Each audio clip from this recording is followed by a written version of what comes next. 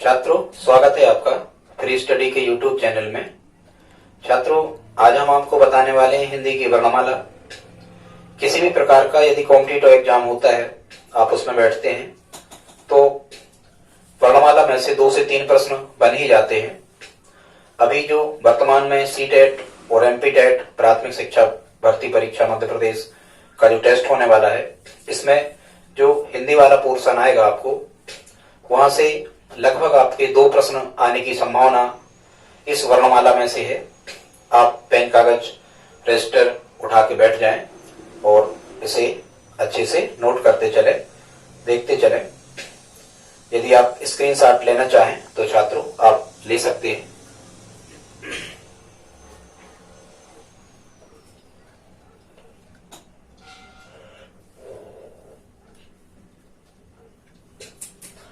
छात्रों, आगे देखते हैं। हालांकि वर्णमाला का मतलब होता है वर्णों की एक माला जिसमें कुछ क्रम रहता है, उसको हम वर्णमाला कहते हैं। सबसे पहले हमें कुछ परिभाषाएं समझना होंगी और छात्रों, इन परिभाषाओं में से भी आपको प्रश्न आते हैं, इसलिए हमने इन परिभाषाओं को भी आज की इस वीडियो में समाहित किया है। सबसे पहले देख लेते हैं वर्ण क्या कहलाता है।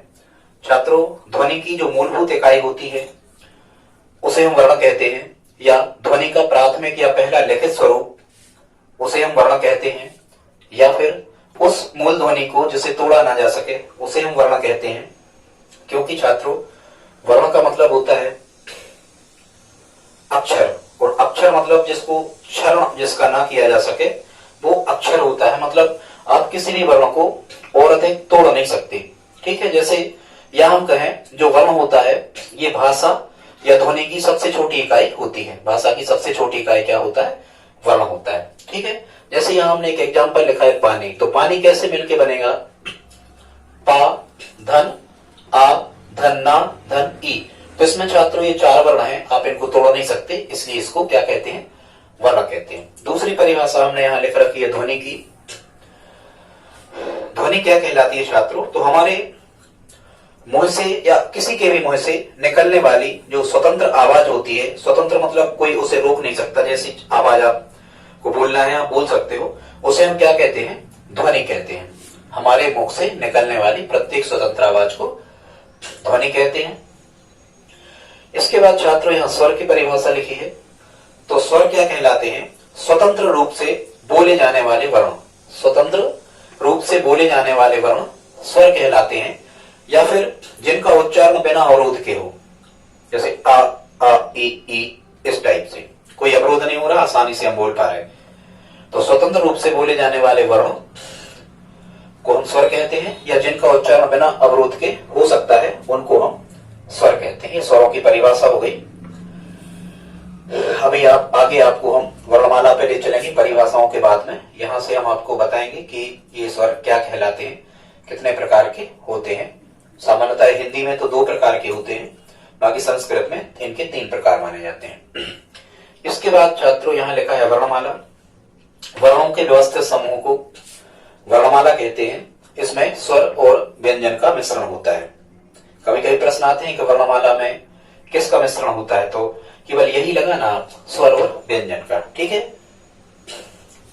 इसके बाद हम चलते हैं। यहां लिखा है अगली परिभाषा है व्यंजन की। तो ऐसे वर्ण जिनका उच्चारण करने में हमें स्वरों की आवश्यकता पड़ती है, इनको हम क्या कहते हैं? व्यंजन कहते हैं। ठीक है, और यहां हमने उनके प्रकार भी लिखे हैं। खासकर जो व्यंजन कहलाते हैं, जैसे हम लिखते हैं का, तो फिर यहां हमने क्या लिखा कि जिनका उच्चारण स्वरों की सहायता से होता है। तो का यदि हम लिखते हैं तो का में एक नीचे हलंत लगती है क, तो इसको हम लिखेंगे क धन आ क। इस प्रकार से हलंत लगती है, आधा अक्षर और एक स्वर मिलकर पूरा अक्षर बनता है, उसको हम क्या कहते हैं? व्यंजन कहते हैं। छात्रों, ये जो व्यंजन होते हैं ये 3 प्रकार के होते हैं। स्पर्श व्यंजन, अंतस्थ व्यंजन और ऊष्म व्यंजन। यहाँ पर जो स्पर्श व्यंजन होते हैं आगे हम आपको बताएंगे। जो स्पर्श व्यंजन होते हैं, स्पर्श व्यंजनों की जो संख्या होती है वो 25 होती है। अंतस्थ 4 होते हैं, तो 25 और 4 29, और ऊष्म व्यंजनों की संख्या भी 4 होती है। आगे हम बताएंगे। अभी ऊष्म व्यंजनों की संख्या भी 4 होती है, तो 25 स्पर्श, 4 अंतस्थ और 4 ऊष्म। छात्रों ये कुल मिला के हो गए 33 व्यंजन। कभी यदि आपको ऐसा प्रश्न आता है कि हिंदी वर्णमाला में मूल व्यंजनों की संख्या क्या होती है, तो छात्रों हिंदी वर्णमाला में मूल व्यंजनों की संख्या 33 होती है। ठीक है। और कभी यदि ऐसा प्रश्न आता है कि हिंदी वर्णमाला में निम्न में से कौन मूल व्यंजन है या नहीं है, तो ये स्पर्श, अंतस्थ और ऊष्म। ठीक है। स्पर्श 25 होते हैं, अंतस्थ 11 अलावा और ऊष्म स इस प्रकार से आगे हम आपको बताएंगे। फिर छात्रों यहां लिखा है वर्णमाला। वर्णों के व्यवस्थित समूह को वर्णमाला कहते हैं। हो गई थी चर्चा, 2 बार हो गया। ठीक है। फिर यहां लिखा है भाषा। भाषा क्या कहलाती है कि ध्वनि प्रतीकों की ऐसी व्यवस्था, ये हम बोल रहे हैं जो ये ध्वनि प्रतीक ही है, ध्वनि प्रतीकों की ऐसी व्यवस्था जिसके द्वारा हम अपने मन के विचारों को या भावों को लिखकर या बोलकर अभिव्यक्त कर सकें, सामने वाले के सामने रख सकें जो हम कहना चाहते हैं। ठीक है। तो उसको हम क्या कहते हैं, भाषा कहते हैं। ध्वनि प्रतीकों की ऐसी व्यवस्था जिसके द्वारा व्यक्ति अपने भावों या विचारों को लिखकर या बोलकर प्रदर्शित कर सके, उसे हम भाषा कहते हैं। फिर छात्रों शब्द को समझना। शब्द क्या कहलाते हैं, 2 या 2 से अधिक वर्णों का सार्थक समूह शब्द कहलाता है। जैसे हमने क्या लिखा, कमल, तो हम जानते हैं कमल एक फूल होता है, कमल का अर्थ होता है। तो हम कह सकते हैं यदि कमल का अर्थ होता है तो कमल क्या है, एक शब्द है। यदि हम इसको लकम कह दें या मकल कह दें, इनका सीक्वेंस हम बदल दें, इन वर्णों का क्रम यदि हम बदल दें, तो वो शब्द नहीं कहलाएगा, क्योंकि यहाँ क्या लिखा है, वर्णों का सार्थक समूह ही शब्द कहलाता है। 2 या 2 से अधिक वर्ण मिलकर शब्द बनते हैं। फिर यहां लिखा है छात्रों वाक्य। शब्दों का क्रमबद्ध समूह। यदि इन्हीं शब्दों को कमल जैसे और अन्य शब्द हम लगा दें, तो शब्दों के क्रमबद्ध समूह को क्या कहते हैं, वाक्य कहते हैं। और जो ये वाक्य होते हैं ये भाषा की सार्थक इकाई होते हैं, क्योंकि इन्हीं से अर्थ निकलते हैं वाक्यों से। तो ये भाषा की सार्थक इकाई किसे कहते हैं छात्रों, वाक्य को कहते हैं। फिर यहां लिखा है लिपि। लिपि, हालांकि छात्रों संसार में 20 लिपियां हैं। अभी लिपि के बारे में हम आपको बताएंगे। इस जो हिंदी भाषा है इसकी लिपि देवनागरी है। बहुत सी विशेषताएं होती देवनागरी की, आगे जाके बताएंगे, वीडियो लंबा हो जाएगा कि देवनागरी और रोमन में खासकर अंतर हमें। रोमन जो लिपि है ये इसमें इंग्लिश लिखी जाती है और देवनागरी में हिंदी लिखी जाती है, गुरुमुखी में पंजाबी लिखी जाती है। बहुत सारी लिपियां होती हैं, हम आपको बताएंगे आगे। ठीक है। खासकर देवनागरी की विशेषताएं हमें पढ़ना है कि कहां से बाएं से दाएं या दाएं से बाएं लिखी जाती है, जो लिखा जाता है वही पढ़ा जाता है कि नहीं, इस टाइप से आगे। अभी आप लिपि को समझ लें। किसी भी भाषा को लिखने का व्याकरणबद्ध सांकेतिक रूप क्या कहलाता है छात्रों, लिपि। किसी भी भाषा को लिखने का व्याकरणबद्ध सांकेतिक रूप, मतलब व्याकरण की प्रतिबद्धता रहती है लिपि में और भाषा का सांकेतिक रूप भी होता है लिपि, उसे हम लिपि कहते हैं। ब्राह्मी और खरोष्ठी छात्रों ये संसार की सबसे प्राचीन लिपियां हैं। इन लिपियों की गणना जो है वो संसार की सबसे प्राचीन लिपियों में होती है। मौर्यकालीन जो अशोक के जो अभिलेख, शिलालेख आदि मिले हैं। फिर छात्रों हम थोड़ा सा वर्णमाला को चालू करते हैं, इसको आप देख सकते हो। सबसे पहले तो हम स्वरों पे जाएं तो स्वर की परिभाषा हम पहले बता चुके थे। स्वतंत्र रूप से बोले जाने वाले वर्ण जिनका उच्चारण बिना अवरोध के होता है उन्हें हम क्या कहते हैं, स्वर कहते हैं। छात्रों उच्चारण के आधार पर यदि हम कहें, उच्चारण के आधार पर जो स्वर होते हैं इनकी जो संख्या है वो मानी गई है 11। उच्चारण का मतलब होता है छात्रों बोलना। बोलने के आधार पे स्वरों की संख्या 11 है। अ इ उ ए ओ और रारेसिका। छात्रों क्या होता है कि जब हम इनकी संख्या को गिन रहे हैं तो ये रारेसी समेत मिलाकर के 11 हो रहे हैं। ये जो रारेसी का है ये हिंदी का स्वर नहीं है छात्रों, ये संस्कृत का स्वर है रारेसी का। अब कभी यदि आपको स्वरों की संख्या आती है तो एमपी व्यापम या पीवी जो जांचता है छात्रों, ये 10 जांचता है। इसमें आप 10 में निशान लगाएं और यदि 10 ऑप्शन नहीं होता है तो आप 11 में निशान लगाएं। यदि 11, क्योंकि इस स्वर का भी उपयोग सीधे हिंदी में होने लगा है ऋषि, ठीक है, इस टाइप से कोई शब्द ऐसे बनते हैं। तो यदि 11 ऑप्शन है तो 11 में लगाएं, नहीं तो आप 10 में लगाएं। इसका विवाद क्या है कि ये संस्कृत का है, हिंदी का नहीं है ये। ठीक है छात्रों, इस प्रकार से। फिर यदि हम कहें परंपरागत रूप से जो स्वरों की संख्या है, मतलब पुराने समय से जो स्वरों की संख्या चली आ रही है, इस प्रकार से संख्या परंपरागत रूप से स्वरों की संख्या होती है कितनी? 13 होती है। अब वो 13 क्यों होती है छात्रों? क्योंकि इसमें ये अम और अहा इन दो को हम जोड़ देते हैं। अम जो है ये अनुस्वार कहलाता है। अनुस्वार मतलब ऐसी ध्वनियां अनुस्वार कहलाती हैं जिनका जो उच्चारण है वो नाक की सहायता से होता है, मतलब नाक से ध्वनि निकलती है बाहर, तो इसको अम, जैसे कहें अंगूर वगैरह ऐसे शब्दों में इसका उपयोग होता है। और आहा सभी जानते हैं विसर्ग कहलाता है।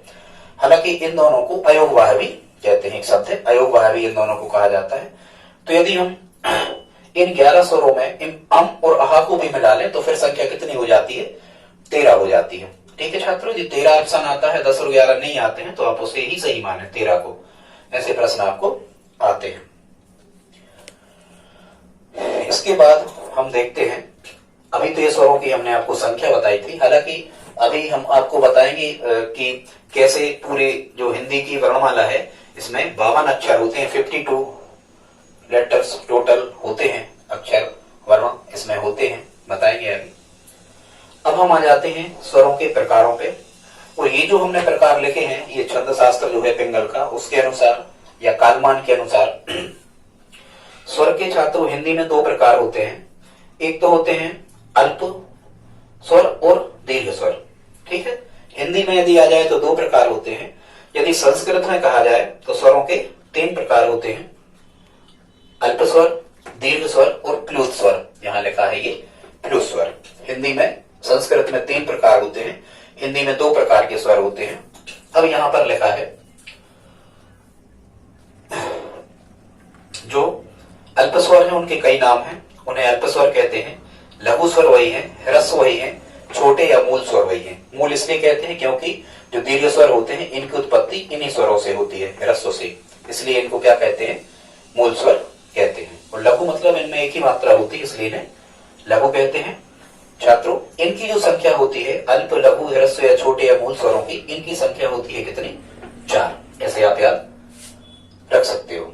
ठीक है, हम तो यहां से पकड़े हैं अल्प, अल्प में ये 4 बने हैं, देख रहे हैं आप, पा मतलब 4 बने हैं, तो इनकी संख्या कितनी होती है छात्रों? 4 होती है। ठीक है, अब वो 4 कौन कौन से हैं? यही अ, ई, उ, ऋषि का। ठीक, इस प्रकार से ये 4 स्वर होते हैं जिनको हम अल्प, लघु, ह्रस्व, छोटे या मूल स्वर कहते हैं। इनको छात्रों एक ऐसी इस प्रकार से खड़ी डंडी द्वारा इनको दर्शाया जाता है, ये उसका संकेत होता है। ठीक है, अल्प या मूल स्वरों का। इसके बाद छात्रों हम आते हैं दीर्घ स्वरों में। दीर्घ स्वरों की संख्या होती है 7। जो ये दीर्घ स्वर कहलाते हैं, इनकी परिभाषा हम 2 प्रकार से दे सकते हैं। एक तो हम ये कह सकते हैं कि ऐसे स्वर जिनके उच्चारण में मूल स्वरों की अपेक्षा 2 गुना अधिक समय लगता है।